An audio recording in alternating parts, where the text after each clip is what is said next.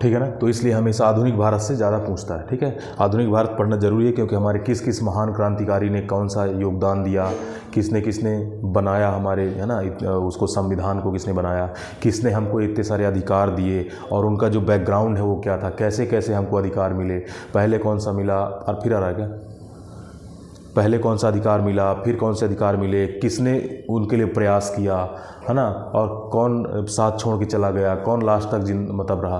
तो ये मतलब जो हम अधिकारों का उपभोग कर रहे हैं, जिस स्वतंत्र भारत में रह रहे हैं, उसकी जड़ें जो है इतिहास तक जाती हैं, वो सब इतिहास से जुड़े हुए हैं और बहुत सारे महापुरुषों ने इसके लिए सर्वोच्च बलिदान दिया अपना। इसके लिए हमें आधुनिक भारत से इसलिए सबसे ज़्यादा पूछता है, ठीक है, कि हमें ये जानना जरूरी होना चाहिए। उसके बाद दूसरे में प्राचीन भारत से और तीसरे में सबसे कम में मध्यकालीन भारत से, ठीक है। तो ये समझ लो, तो यही कम, इसका रेशियो थोड़ा सा कम है, मान लो 25% इसको मान लो, इसको 15 मान लो, है ना, ऐसे भी कर सकते हैं कि यहाँ से पूछेगा आदमी कैसे क्वेश्चन को उठाता, मतलब जैसे प्राचीन का सर जी, तो प्राचीन मैं बताता तो चलता हूँ कैसे उठाता क्वेश्चन, कैसा उठाता सर जी, कैसे उठाता मतलब कैसे क्वेश्चन आते हैं, कैसे घटनाएं लेता है सर, क्या लेता है, अभी हम बताएंगे ना, पढ़ तो रहे हैं। देखो प्राचीन मध्यकालीन में जो बताता चलता हूँ वैसे ही क्वेश्चन पूछता है। जैसे कि अभी जो मैंने बताया कि महारानी, एक क्वेश्चन पूछा था, महारानी जिंदा को कितने रुपए वार्षिक पेंशन देकर के शेखपुरा भेज दिया गया था, कितने पेंशन अब उसमें दिया रहेगा, 48,000, 45,000, 50,000, 1 लाख, कितना भेज दिया गया, ये था 48,000, ठीक है। सिख साम्राज्य के अंतिम जो राजा थे वो कौन थे, दलीप सिंह, ठीक है। और तीसरा नंबर महाराजा रणजीत सिंह की राजधानी कौन सी थी, लाहौर थी, ठीक है, अमृतसर नहीं थी, लाहौर थी। अमृतसर, लाहौर, कश्मीर, पेशावर, तो इस तरीके से यही से जो क्वेश्चन तुम बताता ही चलता हूँ, इसमें तुम डाउट तुमको कोई होना ही नहीं चाहिए, क्वेश्चन कैसे पूछेगा। जितने बार टॉपिक पढ़ा दिया मैंने उसमें से चारों तरफ से मल्टी डायमेंशनल जहाँ जहाँ से क्वेश्चन पूछ सकता है वो सब मैं बताता चलता हूँ, उसी तरीके से पूछेगा, उससे अलग नहीं पूछेगा कहीं भी। अब इनको बस याद रखने में तुम्हारी जो स्किल है वो काम आएगी कि हमको इसको याद कैसे रखें, बाकी पूछेगा ऐसे ही। अब बस हमको प्रॉब्लम ये है कि लंबे टाइम तक how to remember this for long time, ठीक है, बस यही है। तो उसको हम कैसे करेंगे, ट्रिक से करेंगे। हमारे पास दोनों एक्सप्लेनेशन मैं पूरी दे रहा हूँ, उससे ज़्यादा कुछ एक्सप्लेनेशन नहीं है, उससे ज़्यादा तुमको पढ़ना भी नहीं, ठीक है। अब सोचो कि इसके और अंदर जाइए, नहीं पूछेगा, इसके अंदर पूछेगा ही नहीं, ठीक है। जितने ज़्यादा से ज़्यादा क्वेश्चन मैक्सिमम कवर कर लेता हूँ मैं, ठीक है, नहीं पूछेगा क्वेश्चन किस तरीके से पूछेगा ये भी कवर कर लेता हूँ। अब हमको बस ये है कि हम इसको याद कैसे रखें, तो उसके लिए अपना ट्रिक है, ट्रिक बनाएंगे और लंबे टाइम तक याद भी रहेगा। मतलब यहाँ पढ़ने से तुमको कुछ और सोचने की ज़रूरत नहीं है, जितना कराता चलता हूँ तक करते चलो, एग्जाम में सीधा तुमको याद आएंगी चीज़ें, ठीक है। डिटेल भी बता रहा हूँ मैं, क्वेश्चन किस तरीके से पूछ सकता है ये भी बता रहा हूँ मैं, और याद करने का तरीका तो अपन ट्रिक से कर ही रहे हैं, है ना। बस तो वैसे ही जैसे पढ़ा रहा हूँ ना वैसे ही पूछेगा, ठीक है। फिर उसके बाद तुम लोगों का पेपर हो जाए, उसके बाद टेस्ट लेंगे, ठीक है। तो अगर तुम ये है कि हिस्ट्री कंप्लीट हो जाए, अगर तुम लोगों का पेपर उस टाइम पे नहीं चलेगा तो 1-2 टेस्ट ले लेंगे उस टाइम पे, तो तुमको पता चल जाएगा कैसे क्वेश्चन पूछेगा। जैसे दिए थे ना क्वेश्चन, जैसे पढ़ाता था वैसे ही दिए थे, वैसे ही आते हैं, ठीक है। क्वेश्चन कोई अलग टाइप का नहीं, तो वैसे ही आएगा। पढ़ना इज इम्पोर्टेंट, ठीक है। क्वेश्चन तो बस एक ही पढ़े हो तो दे लोगे, नहीं है तो क्या दोगे, है ना।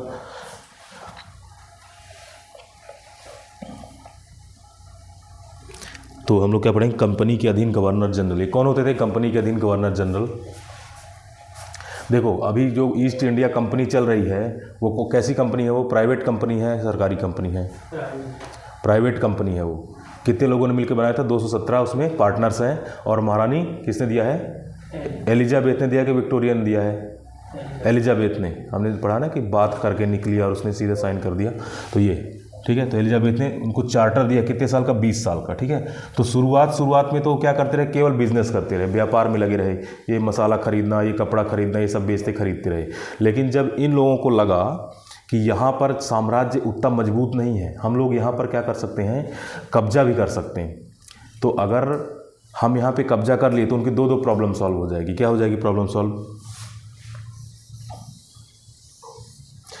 अगर यहाँ पे ये लोग कब्जा कर लिए तो इनका कब्जा भी कहाँ पर चल रहा है बताओ? इनका कब्जा केवल 3 जगहों पे, मद्रास में, बम्बई में और बंगाल में, है ना। मद्रास में, बम्बई में और बंगाल में 3 जगह इनका कब्जा है। अब ये लोग यहाँ के अंदरूनी जो फूट है उसको समझ चुके हैं कि यहाँ कोई मतलब कोई यहाँ दिल्ली में कोई शासक यहाँ बैठा नहीं है कि जो उसको कंट्रोल कर सकेगा, एकता के सूत्र में बांध सकेगा और हम लोग को टक्कर दे सकेगा। तो पहली बात तो इन लोगों को यहाँ से पैसा लाना पड़ रहा है अपने यूरोप से। क्या लाना पड़ रहा है? सोना चांदी। क्या लाना पड़ रहा है? सोना चांदी लाना पड़ रहा है, पैसा पाउंड लाना पड़ रहा है, ठीक है। तो अगर हमने यहाँ से कब्जा कर लिया तो पहली बात तो हमारी राजनीतिक पकड़ मजबूत हो जाएगी, तो हम जितनी भर नीतियाँ वो अपने हिसाब से बनवा सकेंगे। मतलब किसी भी राज्य पे कब्जा करते थे तो क्या करते थे, कंप्लीट उस पर किसी अंग्रेज जनरल को नहीं बैठाते थे, वो केवल अपना पपेट रूलर बैठाते थे, अपना कठपुतली शासक बैठा देते थे कब्जा करने के बाद कि राज तुम ही करोगे, राजस्व वगैरह हम ही को दो, और जितनी भर नीतियाँ हैं बिजनेस वाली वो हमारे अनुकूल करो। ये इतना करते थे वो। अगर वो राजा बन जाते तो क्या हो जाता बताओ, वो डायरेक्ट पूरी जिम्मेदारी उन्हीं के ऊपर आ जाती, फिर जनता उन्हीं के खिलाफ में होती कि आप राज तो कर लिए लेकिन ये नहीं कर रहे, नहरें नहीं खुदवा रहे, सड़क नहीं बनवा रहे, टैक्स ज़्यादा लगा रहे, क्यों लगवा रहे हो। तो अगर विद्रोह कोई होगा तो राजा के खिलाफ में होगा, और पैसे मिलेंगे तो अंग्रेज़ों को मिलेंगे। दोनों तरफ से फ़ायदा है, पैसा ले रहे हैं लेकिन रिस्पॉन्सिबिलिटी नहीं ले रहे हैं। तो इतने ज़्यादा होशियार थे, कहीं पर भी जीतने के बाद वो क्या करते थे, अपनी तरफ से कोई रिप्रेजेंटेटिव उसको शासक में कभी नहीं बैठाते थे, वो उन्हीं को शासन करने देते थे। और ये बहुत ही होशियारी वाली बात है। हमारे टाइम पे ऐसा किसने किया था, एक सम्राट ने केवल किया। किसने किया है, समुद्रगुप्त ने। किसने किया है, समुद्रगुप्त ने। समुद्रगुप्त जब ऊपर से लेकर नीचे का साउथ का अभियान किया था तो 12 राज्यों को, 12 दक्षिण भारत के राज्यों को अपना करद राज्य बना लिया था। तो उसने क्या कहा कि उसने सबमर्ज नहीं किया था अपने में, कह दिया कि हमको केवल टैक्स चाहिए और हमारी अधीनता स्वीकार करते रहो, बस बाकी राज्य तुम करो। उसका अच्छा था। अब फिर औरंगजेब ने यही गलती कर दी। औरंगजेब ने क्या किया, बीजापुर, गोलकुंडा, यहाँ हर जगह अपने में मिलाने में लगा हुआ, अपना सम्राट अपने तरह के प्रतिनिधि बैठाने में, अपने राजा बैठाने में लगा हुआ। तो हर जगह विद्रोह हो रहे हैं, हर जगह, ठीक है। तो उसने गलत नीति अपनाई ना, तो अंग्रेज समझते थे, इसलिए कभी भी रिस्पॉन्सिबिलिटी नहीं लेते थे। वो केवल मेन चीज़ जो है ना उसमें निशाना साधते थे कि ये आता रहना चाहिए, बस शासन कोई भी करे। बंगाल में देखे हो ना कि शासन बक्सर का युद्ध, वो प्लासी का युद्ध जीते थे, कौन था, मीर जाफर शासक उसको बनाए कठपुतली शासक। वो जबकि युद्ध जीत गए थे तो चाहते तो बंगाल को अपने कब्जे में कर लेते ना, किए वो नहीं किए। क्यों, क्योंकि उनको रिस्पॉन्सिबिलिटी लेनी नहीं थी। जनता विरोध में जाएगी, वो जानते थे कि हम इतना ज़्यादा इनको चूस लेंगे, इतना पैसा ले लेंगे इनसे, राजस्व नहीं बचेगा तो जनता विद्रोह करेगी। और विद्रोह किसके खिलाफ होगा, इसके खिलाफ होगा, हमें क्या लेना देना उससे, ठीक है। तो इसलिए अगर मीर जाफर आए, फिर मीर जाफर जब उनको पैसा वैसा देना बंद कर दिया तो उसके बाद मीर कासिम को बिठा दिए, कासिम को फिर वही सेम किया तो फिर मीर जाफर को बैठा दिए, तो फिर आखिरकार में युद्ध हुआ ही, है ना। तो इसलिए क्या करते थे ये लोग, कभी भी ये नहीं करते। तो यहाँ पर जब पहले तो व्यापारिक कंपनी बन के आए ये लोग, अब व्यापारिक कंपनी बनने के बाद इनको ये लगा कि व्यापार में हमको वहाँ से पैसा लेके आना पड़ रहा है, तो अगर हम यहीं पे कब्जा कर लें तो पहली बात यहीं के राजस्व से हम यहीं चीज़ें खरीद लेंगे, तो हम केवल अपना सामान भेजेंगे उधर, हम अपना सामान केवल भेजेंगे, वहाँ से कुछ लाएंगे नहीं, फ़ायदा। और यहाँ पर टेरिटरी पे कब्जा हो ही गया इनका, इनके पूरी पपेट शासक हो गया, पूरा बिजनेस, मतलब पूरे बिजनेस माइंडेड है वो। इसलिए इंग्लैंड को कहते हैं बनियों का देश। किसे कहते हैं, बनियों का देश। किसने कहा था वो, एक फ्रांस का महान शासक था नेपोलियन, उसने कहा था इंग्लैंड एक बनियों का देश है। इंग्लैंड क्या, कंप्लीटली जो अपने फ़ायदे के लिए ही सोचता है और कुछ नहीं। तो ऐसे ही बनियों का देश है। और मुझे डोनाल्ड ट्रंप भी वैसे ही लगता है, कंप्लीट अपने फ़ायदे में सोच रहा है, चाहे किसी देश को से रिश्ते बिगड़ें, चाहे किसी देश से कुछ भी हो जाए, वो सीधा सीधा अपने फ़ायदे में सोचता है। इससे क्या है ना, वर्ल्ड ऑर्डर बिगड़ रहा है उसके कहने से, दुनिया में पूरी उथल पुथल मच गई है। वो अपने दोस्तों पे भी टैक्स लगा दिया, कनाडा पे लगा दिया, मैक्सिको पे लगा दिया, है ना, बाकी अपने दुश्मनों पे तो लगाता ही लगा, चीन पे लगा दिया, इंडिया पे लगा दिया। जबकि इंडिया पे टैक्स लगाने से भी वो लोग बचते रहते हैं, क्योंकि इंडिया एक बहुत बड़ा मार्केट है और इंडिया सब कुछ बना के चलना चाहता, वो उस पर भी लगा दिया, है ना। एक और यूएन से बाहर निकल गया, WHO से बाहर निकल गया, बोला ये हमारे फ़ायदे में नहीं, हटो इससे। जबकि यूएन और ये बहुत बड़ी संस्थाएं हैं, अब 1945 से एस्टैब्लिश हुई। अमेरिका उनका जो एक बार सदस्य बनने की कोई सोचता है, निकलने के नहीं सोचते, ठीक है। तो वो उससे निकल गया, बोला उससे निकलो। यूएन जो ह्यूमन राइट्स कमीशन वाले, उससे निकलो, इससे हमें कोई फ़ायदा नहीं है। वो कंप्लीट अपना फ़ायदा देखता है। वो पॉल्यूशन वाले से निकल गया था, एक पॉल्यूशन कंट्रोल जो क्लाइमेट चेंज की एक बहुत बड़ी COP होती है, कॉन्फ्रेंस ऑफ पार्टीज़, COP28 वगैरह होने वाला, ग्लोबल जो क्लाइमेट चेंज का सबसे बड़ा वो मतलब रूल्स बनाने के लिए बहुत सारे देशों की बैठक हुआ करती है, उससे बाहर निकल गया। बोला हमें पॉल्यूशन वॉल्यूशन सब ये इंडिया और चाइना वालों के का फैलाया हुआ है, हम क्यों करें इसमें, हम नहीं करेंगे, क्योंकि क्लाइमेट फंड में पैसा देना पड़ता है। और दूसरी बात क्या है, अपने जो रिसोर्सेस है उसमें कमी करनी पड़ती है ताकि पॉल्यूशन पैदा ना हो। तो उनको डुअल नुकसान था। पहली बात उनको इलेक्ट्रिक व्हीकल्स में इन्वेस्ट करना पड़ेगा, दूसरी बात फिर फंड में पैसा देना पड़ेगा। उसने बोला कि हम नहीं करेंगे ये सब। तो क्या है, वो भी कंप्लीट बनिया ही है। तो इंग्लैंड को भी क्या कहते हैं, बनिया को देश, अपने फ़ायदे में हमेशा सोचते थे। डोनाल्ड ट्रंप भी अभी वही सोचता है, सेम मुझे ऐसा लगता है, ठीक है। और उसके बाद तो उन्होंने क्या सोचा कि वो बिज़नेस करने के हिसाब से ऐसे पॉलिटिकल कब्जा करना उनका मकसद था ही नहीं। तो उन्होंने क्या किया, पूरा कब्जा कर लिए। लेकिन जब कंपनी का कारोबार बढ़ गया, एक तो उनका कंपनी का काम कितने हो गया, व्यापार करना। एक कंपनी का काम क्या हो गया, व्यापार करना। कंपनी के अब दो काम हो गए। एक काम तो हो गया कंपनी का व्यापार, जो कि वो कर रहे हैं बहुत बढ़िया से, और दूसरा हो गया प्रशासन, क्योंकि उनको संभालना भी तो था। जितने बार राजाओं को अपने कब्जे में ले लेते थे तो उनको संभालना था। तो इन्होंने कहा कि अब प्रशासनिक काम भी हमको देखना पड़ेगा। हम इनको डायरेक्ट कब्जे में नहीं लेंगे तो इनडायरेक्ट कब्जे में तो लेंगे, को किसी को तो हम बैठाएंगे जो ये सब काम देखेगा। तो इसके लिए फिर ये लोग किसको भेजना शुरू किए, गवर्नर को। किसको भेजना शुरू किए, गवर्नर को, कि कंपनी का हमारा गवर्नर ये होगा और ये पूरा शासन देखेगा। समझ गए। और ये कंपनी कैसी है, प्राइवेट कंपनी है, सरकारी कंपनी कभी भी नहीं हुई है। कौन सी कंपनी, अंग्रेज़ों की जो ईस्ट इंडिया कंपनी है, कौन सी कंपनी थी, प्राइवेट कंपनी, ठीक है। और मतलब ये लोग जितना भर कमा रहे हैं वहाँ जा कर के ब्रिटेन में जा कर के इनको टैक्स भी पे करना पड़ रहा है कि आप इतना कमाओगे तो इतना हमको दोगे, तभी तो उन लोगों ने अनुमति दी है ना। जैसे कि हमारी कंपनी जो भी कोई दूसरी कंपनी आएगी यहाँ पे टैक्स देगी हमको। तो ब्रिटेन सरकार को क्या फ़ायदा है कि व्यापार करने की छूट दे दी, इन्होंने छूट दे दी, ठीक है जाओ हम तुमको व्यापार करने की छूट देते हैं, दूसरा तुम्हारे कंपटीशन में कोई नहीं आएगा। तो मतलब किसी भी दूसरे कंपनी को या किसी दूसरे नागरिक को अपने वो मना कर रखे हैं कि नहीं तुम लोग कोई नहीं जा सकते, केवल British India east India company है वो केवल भारत में व्यापार करेगी। तो उन्होंने ये फ़ायदा दे रखा है, कानूनी रूप से अनुमति दे रखी है, चार्टर 20 साल के लिए, और दूसरा उनके कॉम्पिटिटर्स को हटा रखा है, ठीक है। तो उसके बदले में क्या करेंगे, ये लोग वहाँ पे टैक्स देंगे, ठीक है, वो फ़ायदा है। दूसरा, अब प्रशासन करने लग गए हैं। तो जब प्रशासनिक मामलों में भी हो गए हैं तो ये संसद में जवाबदेह हैं ब्रिटेन के।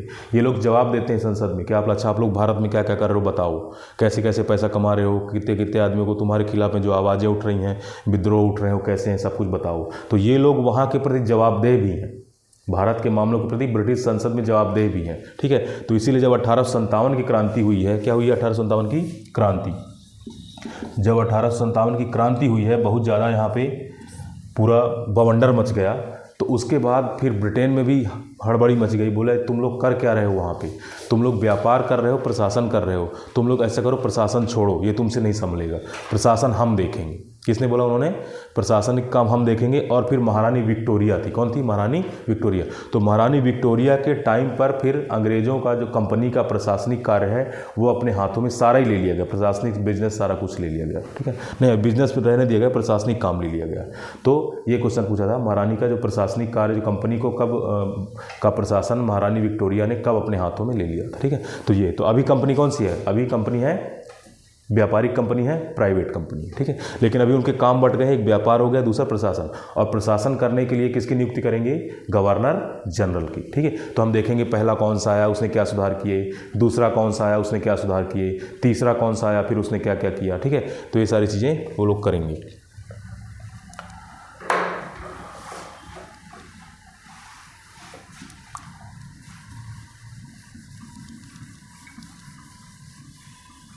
मतलब इन लोगों ने मौके पे चौका मारा, मौके पे देखे कि यहाँ पे कोई मजबूत साम्राज्य तो है नहीं, तो सीधे कब्जा ही कर लिए, है ना। प्रशासन व्यापार करने आए थे और करने लग गए प्रशासन, ठीक है। तो लिखो बंगाल, लिखो सबसे पहले शुरू हुआ था बंगाल से। बंगाल में वो लोग मजबूत थे बहुत अच्छे से, बंगाल की विजय जैसे की उन्होंने, तो वहीं से गवर्नर रखना शुरू किए। तो सबसे पहला गवर्नर था रॉबर्ट क्लाइव। क्लाइव कौन था, जिसने वो जीती थी, क्या जीता था उसने, बक्सर और उसकी संधि जीती थी ना, नहीं, बक्सर का मुनरो ने जीता था और रॉबर्ट क्लाइव ने प्लासी का युद्ध जीता था ना। तो प्लासी का युद्ध को ही क्या सबसे पहले क्या बना, रॉबर्ट क्लाइव। तो लिखो बंगाल के गवर्नर,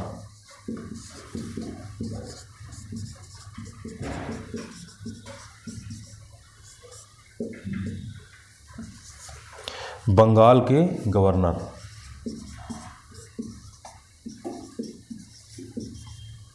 रॉबर्ट क्लाइव।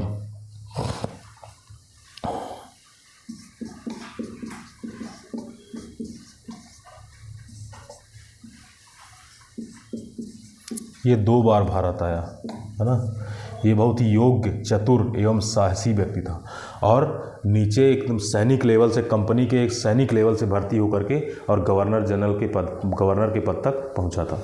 ठीक है, तो रॉबर्ट क्लाइव।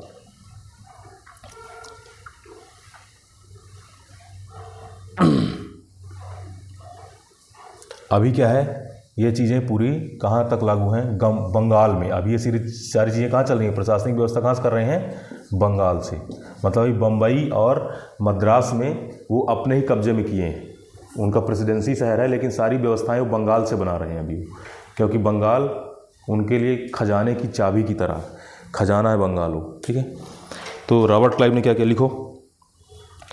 इसने बंगाल में द्वैध शासन की व्यवस्था की।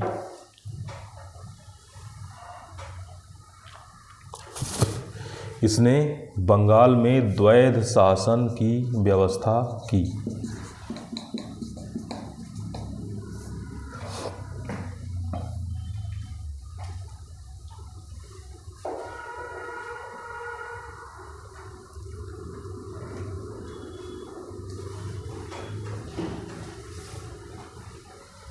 ठीक है, अब द्वैध शासन क्या है भाई, अभी तक मैंने जो बता दिया ना कि वो राजस्व में अपना क्या रखेंगे, कंट्रोल, लेकिन जो प्रशासन है वो कौन करेगा, नवाब करेगा वहाँ का। तो यही है द्वैध शासन, मतलब कि डुअल जो बेनिफिट है वो ले रहे हैं, मतलब कि दो तरीके से काम, राजस्व में कंट्रोल उनका, प्रशासन में कंट्रोल उनका, मतलब दो तरीके से कंट्रोल। पहले सारी चीज़ों का कंट्रोल किसके पास था, नवाब के पास था, लेकिन द्वैध शासन में क्या कर दिया, एक है राजस्व, मेन चीज़ तो यही है, राजस्व एवं सुरक्षा, है ना, राजस्व एवं सुरक्षा किसके हाथों में रहेगी, अंग्रेजों के हाथों में, और बाकी जो प्रशासन है वो किसके हाथों में रहेगा,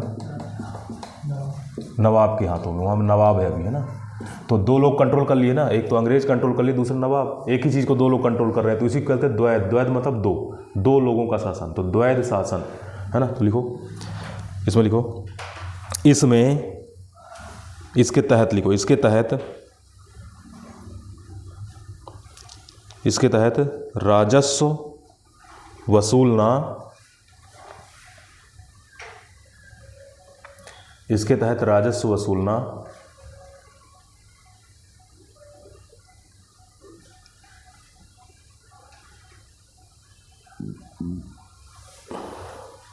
सैनिक संरक्षण, हाँ, सैनिक संरक्षण एवं विदेशी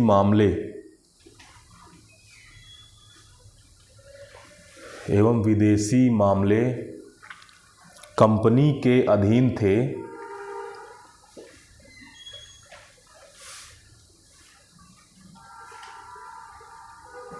जबकि शासन चलाने की जिम्मेदारी नवाब के पास थी।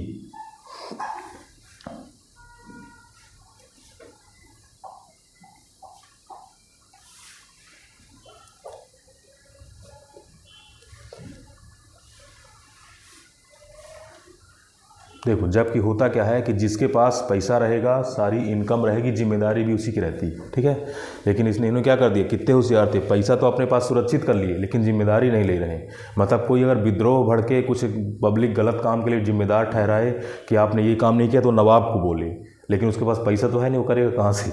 तो मतलब ये केवल गाली खाने के लिए और पब्लिक का विद्रोह करने के लिए बचा हुआ, और बाकी सारा जो मलाई है वो कौन खा रहे हैं, अंग्रेज लोग खा रहे हैं। ठीक है, तो ये बहुत ही होशियार व्यक्ति थे, लोमड़ी की तरह चालाक थे वो। ठीक है, अब लिखो,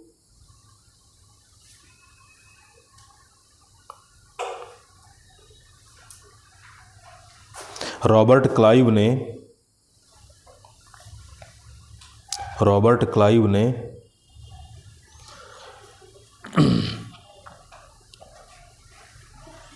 बंगाल के लिए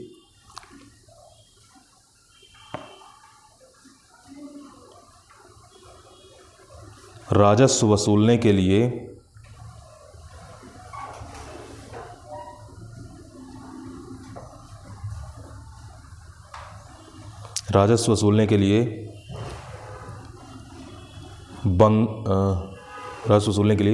बंगाल के लिए मोहम्मद रजा खां बंगाल के लिए मोहम्मद रजा खां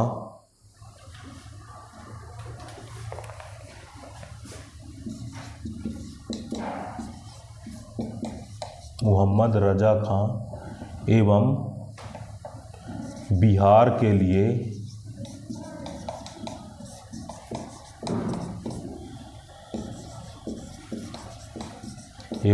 के लिए राजा सिताब राय को नियुक्त किया। अब देखो पैसा वसूलवा भी उन्हीं से रहे, कह रहे हैं कि तुम जितना भरे वो वसूल के हमको दो। बंगाल के लिए मोहम्मद रजा खां एवं बिहार के लिए राजा सिताब राय को नियुक्त किया।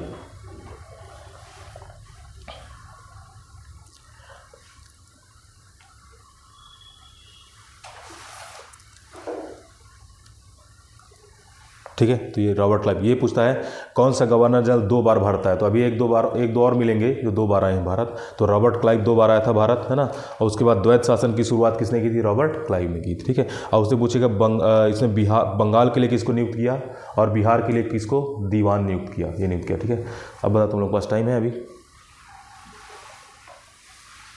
एक और पढ़ें 5 मिनट। ठीक है, लिख लो। अब लिखो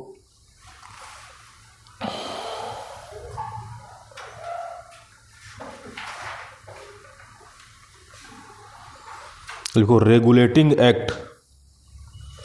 अब इसके बाद ब्रिटेन वालों को लगा कि ये लोग सही काम नहीं कर रहे हैं, तो उन्होंने कंपनी को रेगुलेट करने के लिए रेगुलेटिंग एक्ट ही पारित कर दिया। Regulating act 1773।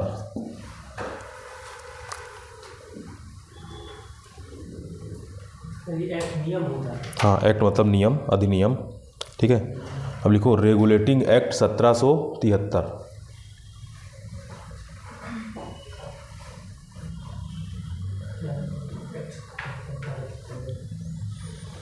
ठीक है, क्या लिखना है? Regulating act 1773। ये बोला रेगुलेटिंग एक्ट कब आया था? 1773 में आया था। ठीक है, अब लिखो इसमें कुछ सुधार किए गए। क्या सुधार किए गए? ये सुधार किए गए कि जो बंगाल है, अभी तक तो बंगाल में केवल गवर्नर होता था और यहाँ का गवर्नर ये दूसरा है, ये दूसरा है यहाँ का गवर्नर। ठीक है, तो ये कह दिया गया कि अब जो बंगाल का गवर्नर है वो इसका भी गवर्नर रहेगा और इसका भी गवर्नर रहेगा। मतलब कि ये दोनों जो मद्रास और बम्बई प्रेसिडेंसियाँ हैं वो बंगाल वाले के ही कंट्रोल में रहेंगी। राइट, चलिए। तो जो बंगाल की जो प्रेसिडेंसियाँ हैं वो मुंबई और जो मद्रास वाला है वो दोनों किसके कंट्रोल में रहेंगी? बंगाल वाले कंट्रोल में रहेंगी। तो अब बंगाल के गवर्नर को अब कहा जाने लगा गवर्नर जनरल। क्या कहा जाने लगा? Governor general. जनरल मतलब ये होता है कि और भी ज़्यादा बड़े क्षेत्र का मालिक। तो गवर्नर बंगाल का जो शासक है, गवर्नर है, उसको गवर्नर जनरल कह दिए और उसका कार्य क्षेत्र बढ़ा दिए। ठीक है, लिखो इस अधिनियम के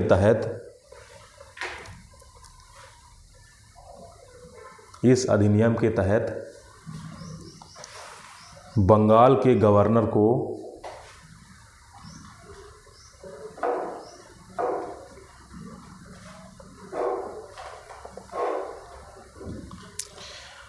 मद्रास एवं बम्बई का भी गवर्नर बना दिया गया।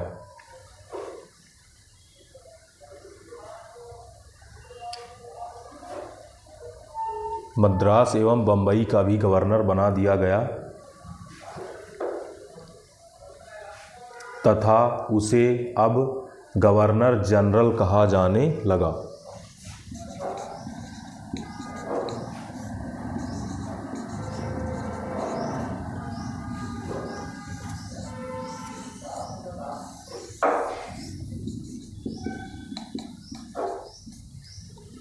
ठीक है, तथा उसे गवर्नर जनरल कहा जाने लगा।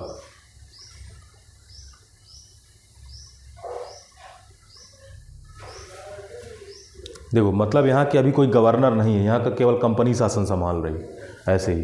ठीक है, देखो तो पहले केवल बंगाल में ही गवर्नर आया है, यहाँ पे कोई गवर्नर नहीं, कंपनी शासन का संभाल रही।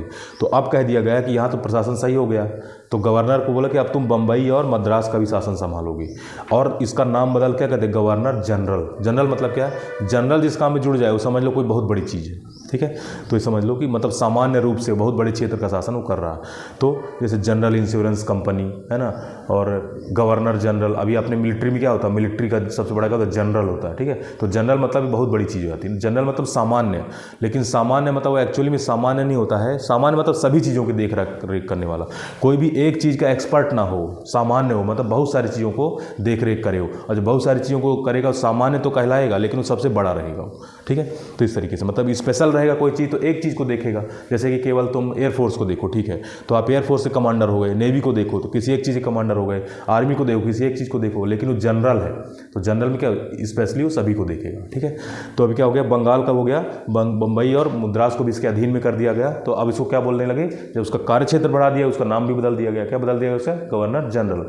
और इस तरीके से जो पहला गवर्नर जनरल बना वो था वारेन हेस्टिंग्स, लिख लो।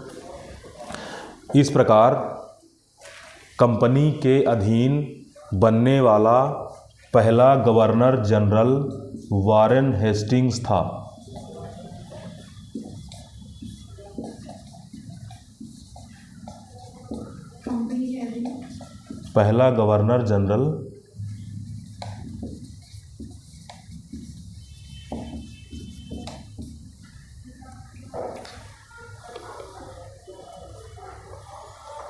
पहला गवर्नर जनरल वारेन हेस्टिंग्स था।